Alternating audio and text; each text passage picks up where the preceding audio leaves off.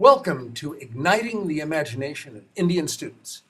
The instructional approach for Indian students introduced in this video represents a paradigm shift away from the negativity of focus on the widening achievement gap and how to close it. How has your awareness of your visual-spatial learning style and technology changed your learning and your confidence? It helps me because I can find out things when I want to. Like if I don't know something, I can go on the internet and find it. And like we also do other things on it to help us write, to help us read, develop in our knowledge. Nice. And yeah. How about the video project piece? The video project piece is going very well, and plus, we enjoy having fun. We have fun with it. And does it make you feel good about yourself that you're doing these kind of projects? Yes, because we get to people get to see what we're doing in school. And when they see what we're doing in school, they might want to get interested in more of it. Very nice. I like that whole idea of what you just said. It's like giving you voice.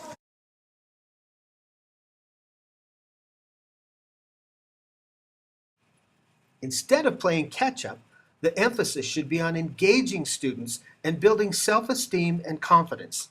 We can do this by respecting the traditional, culturally sensitive ways of teaching our children, using their natural visual-spatial learning style linked with carefully chosen, high-powered 21st century technologies.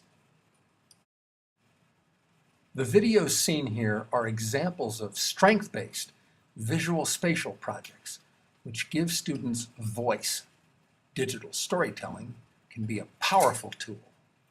It forges strong connections for kids with their families, their ancestors, and their heritage.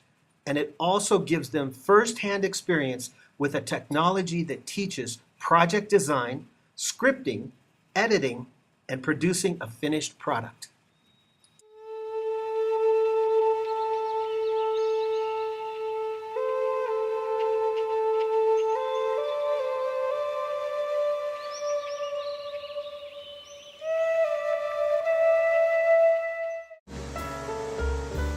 We had our rough times, but we're still here. Yeah. You proud to be Native American? Oh, yes. Oh, I think about that. I'm sure thankful.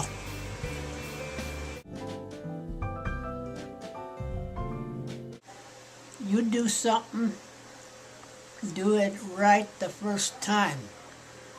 Then you have to do it over.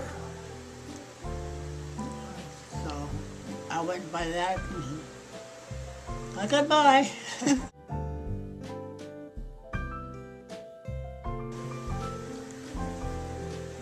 How old were you when you learned how to speak English? I learned to talk English. I must have been about 6 years old. Not right away, though. I had a hard time learning it.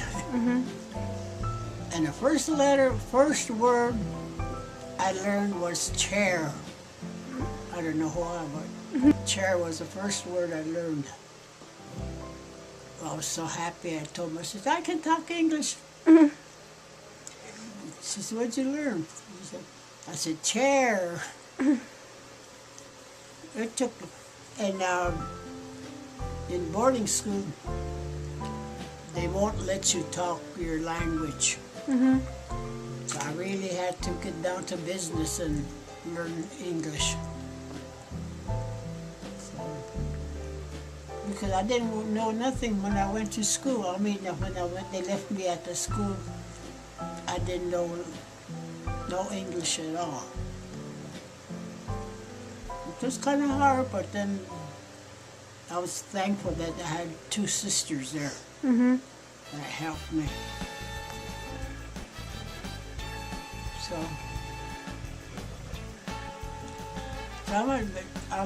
they dropped me off at school when I was 6 years old, and then no English at all. The benefits of such projects reach way beyond the student.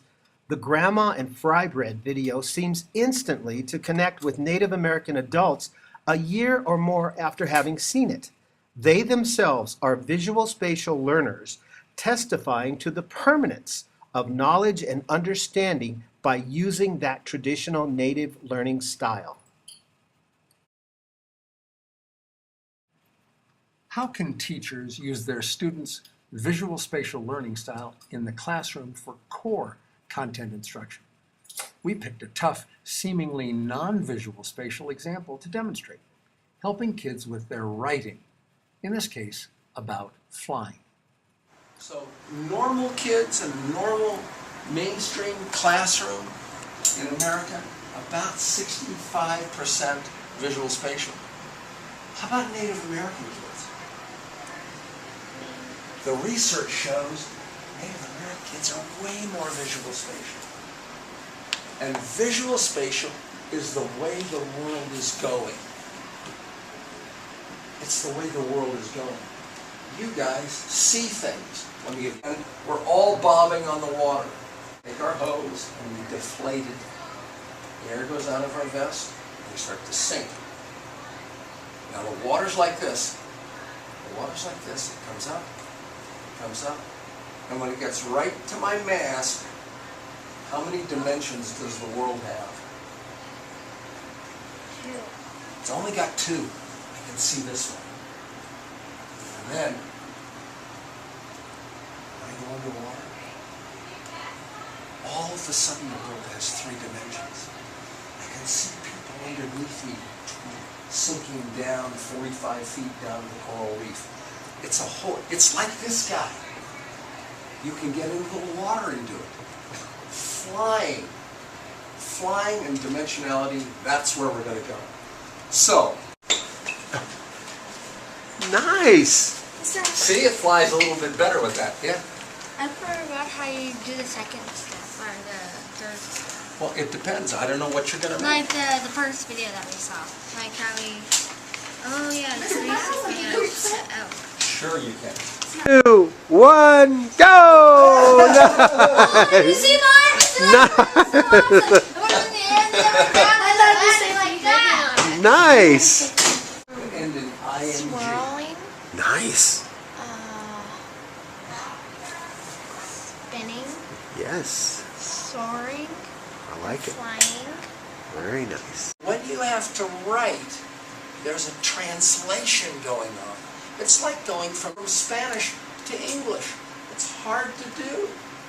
You're searching, and so it makes you look slow, but you're not slow. We're doing translation. We started with a vision, right? We saw the vision of flying. Then we translated that into the airplanes, the design engineering. Then we translated it into the artistic. Then we flipped it over and we translated it into words. It's verbalizing. The key for visual spatial learners is translation from vision to creativity, design, engineering, production, testing, art, using ing words, and only then writing. Some of these kids had previously been totally blocked at writing and then produced their first 100-word essay or even poetry. In the summer of 2010, high school students attended a 2-week workshop at the Denver Museum of Nature and Science. This workshop was created by Calvin Poapachico, a PhD student at the University of Colorado. On a tour of the museum, they noticed lots of fun, engaging, interactive displays until they reached the room with the Cheyenne diorama. It was static, lifeless, and dull in a poorly lit space. They wanted to transform it into a living link between cultural heritage and a vibrant 21st century tribal way of life. These students created touchscreen technology for that diorama. Here are a few examples of their work, including drawings done by the students. They then presented their ideas to curators and donors at the museum.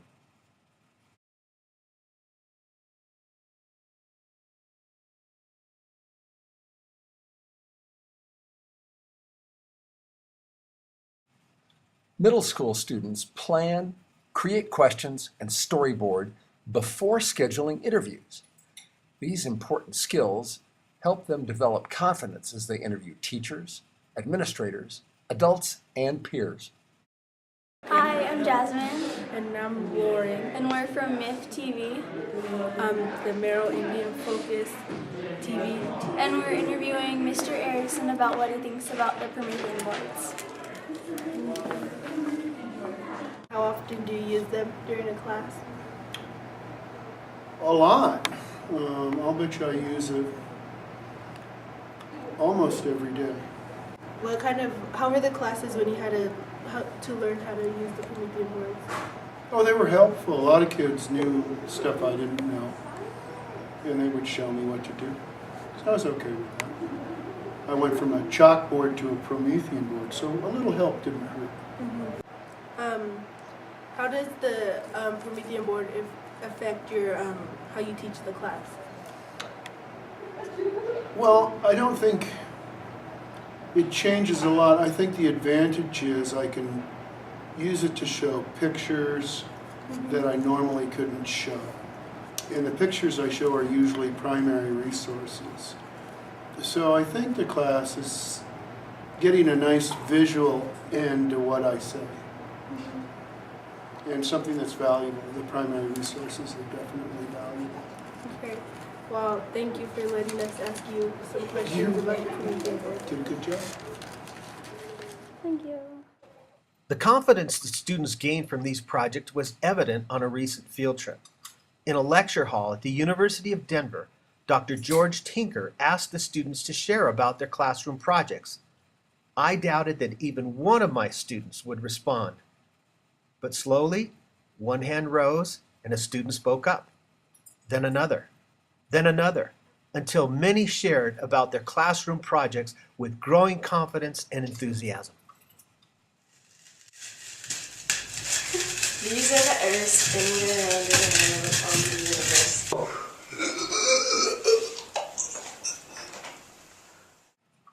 Green screen technology, or even video, is not essential. There are other visual spatial technologies that are equally engaging.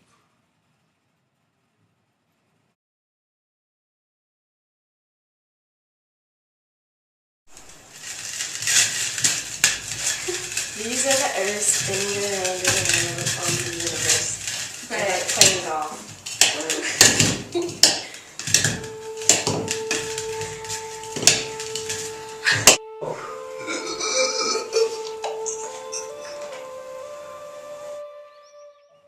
Students can share their stories to help others understand the Indian experience. The technology helps them find their voice and understand that they have valuable contributions to make.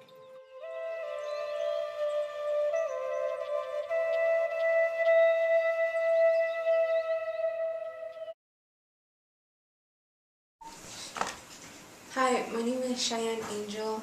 I'm 13 years old. I'm from the Rosebud Sioux tribe. Life on the reservation is pretty cool. I have lots of family members down there. When you go to the reservation, what are some of the things that you miss that you have in the city?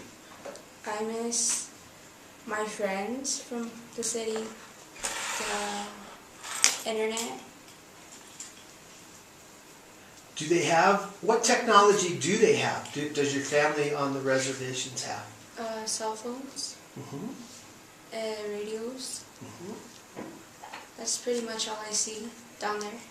How about television? Some of my friends have television down there. And how about you in the city? You have all of those things? Yes. Students come to the Indian Ed Focus program from all over the Denver Public School District. Too many of them arrive with discipline plans, referrals, remediation plans, individual learning plans, special needs, and IEPs. Respect for these students and cultural sensitivity for their learning style transform and energizes them and gives them self-confidence. Here's an example.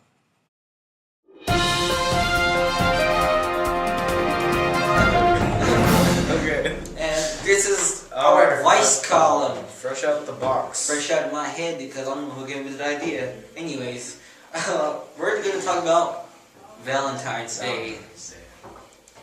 I know that some of you guys out there are still struggling on trying to find out a way to ask that special someone about being your Valentine. So I think that the best way is to just put it out there, not to put it off for too long, or else, yeah. Just do it before it's too late. Yeah. Yeah, just all you can say is no or yes. You get a high five or a high no. Appropriate technologies coupled with the student's visual-spatial learning style work really well at the elementary level too. The following is an excerpt from an elementary video project to investigate an issue, display research, and reach conclusions.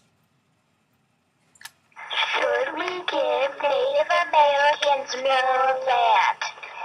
By Isabel Carlotto and Laurel Jenkins. What is this you call property? It cannot be earth, for the land is our mother, nursing all her children, beasts, birds, fish, and all men. Yes, we should give Native Americans more land.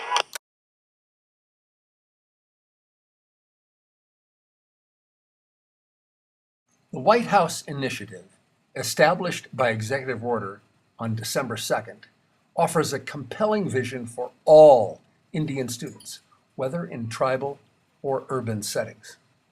We believe that strength-based programming can ignite the imagination of Indian students and help them leapfrog to the forefront of academic achievement, technological innovation, and leadership.